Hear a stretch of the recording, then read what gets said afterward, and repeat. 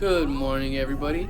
I am so happy that you guys were able to show up today on Star Wars Day. So, since it's Star Wars Day and this video is for tomorrow, I decided I'm just gonna go ahead and give you a tour of my new car. I just got this new whip and want to show you guys around. So, check it out.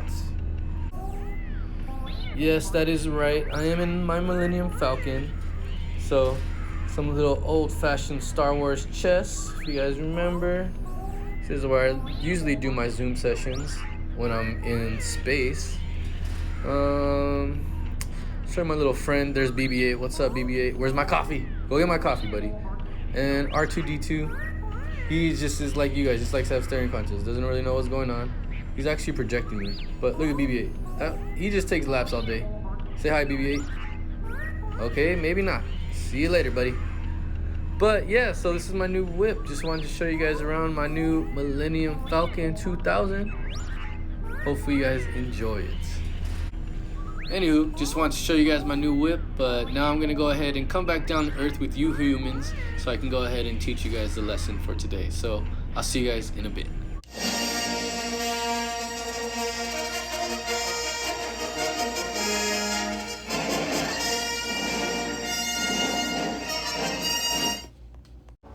Alrighty, I'm back here on Earth with you humans now.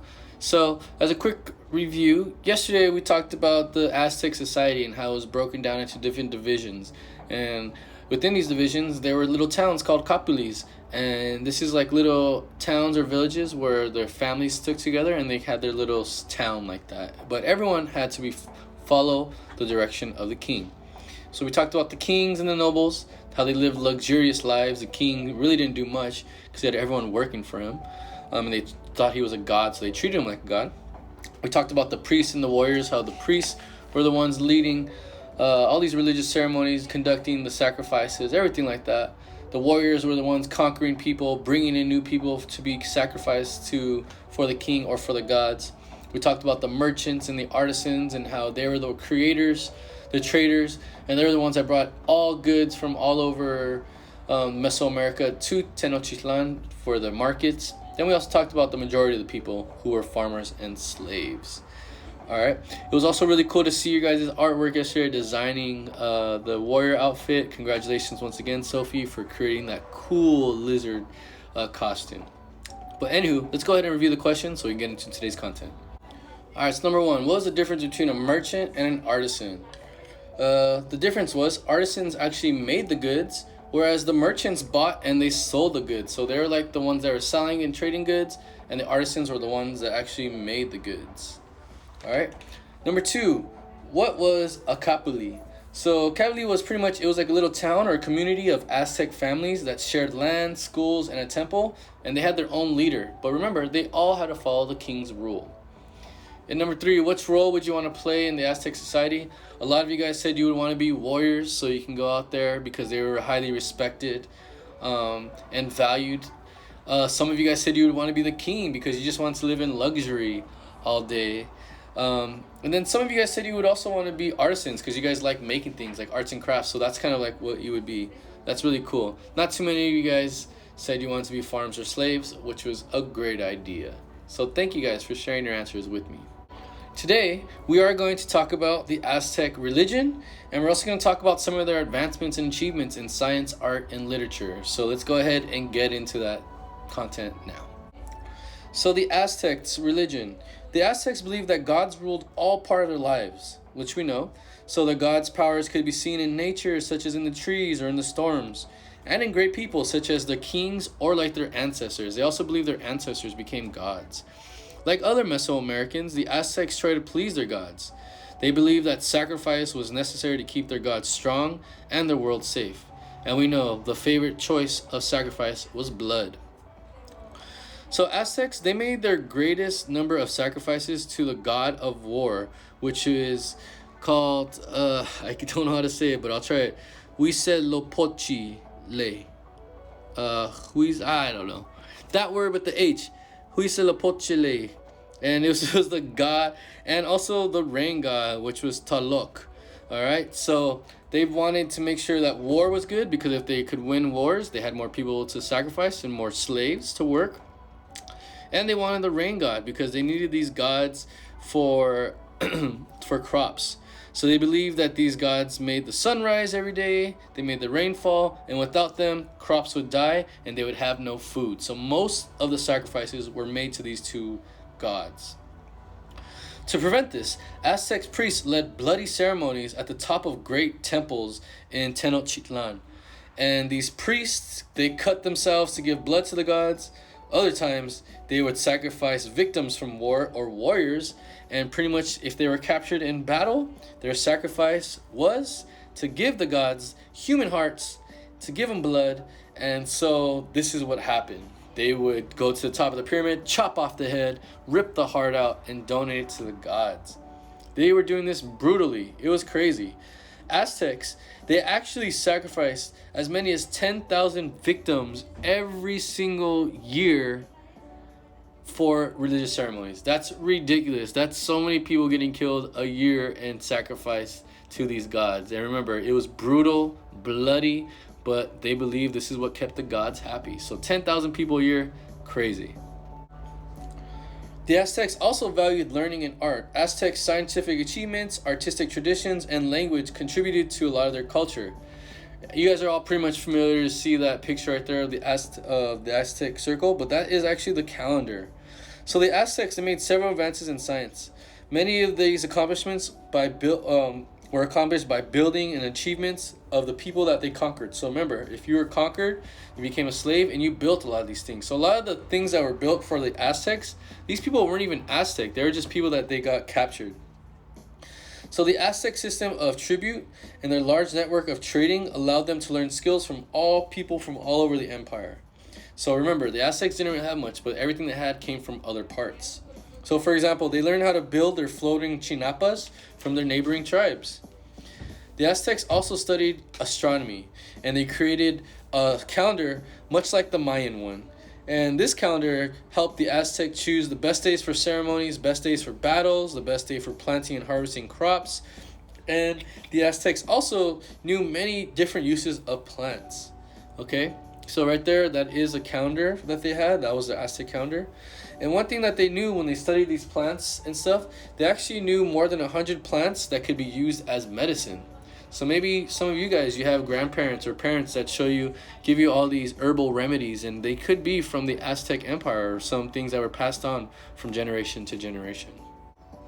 In addition to their achievements in science, the Aztecs had a rich artistic tradition, and this included architecture, sculpture, and jewelry.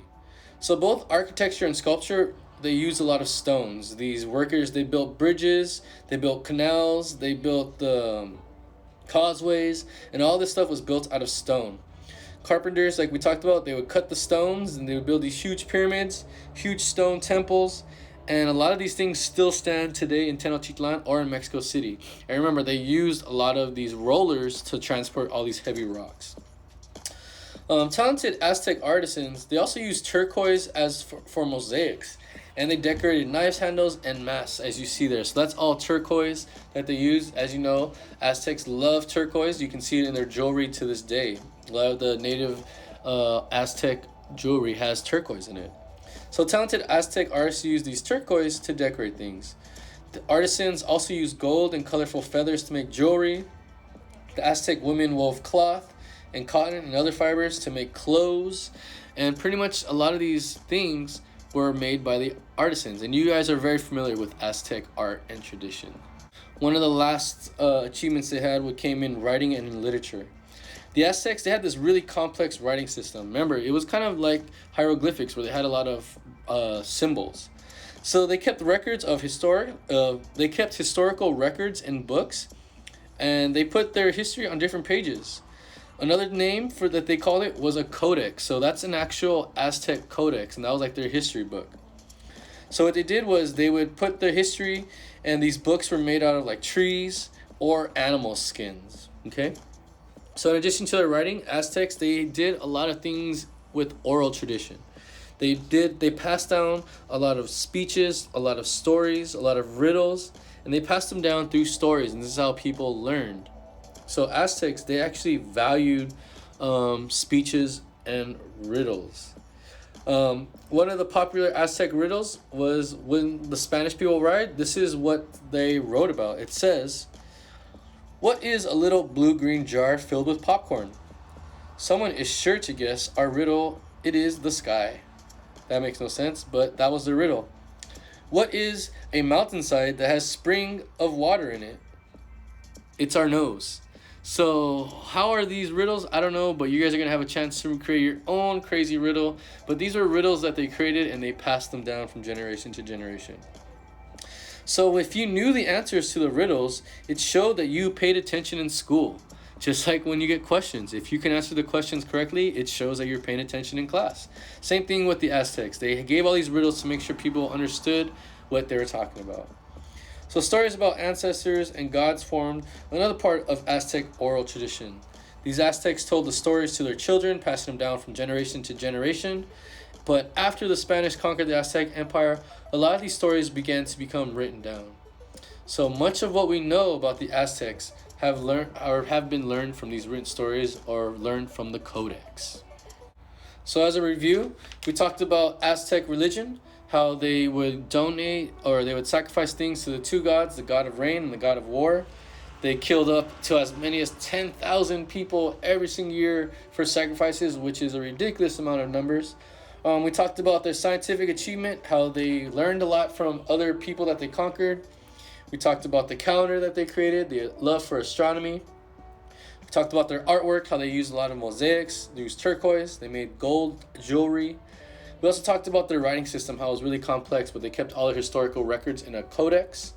And we also said that they valued a lot of oral traditions, passing stories down from generation to generation. So for homework, I want you guys to answer these 3 questions. Number 1, what was the purpose of the Aztec oral tradition? Number 2, what do you think the greatest achievement of the Aztecs was and why? And then I want you guys to go ahead and make up your own riddle about their culture or their achievements. So make up a riddle, kind of like the one we talked about with the nose. And when you post them, I'll try to get them and put them into our Zoom session tomorrow so we can try to figure out some of your guys' riddles. So go ahead and create these riddles and include your answer. And with that, we conclude for today. So that concludes today's lesson about Aztec traditions, religion, and culture. If you have any questions, feel free to reach out to me. Don't forget, tomorrow we are going to have another Zoom meeting at 10 o'clock. Looking forward to seeing you guys all there. With that being said, I hope you guys have a great day, and I'm looking forward to seeing you guys all tomorrow.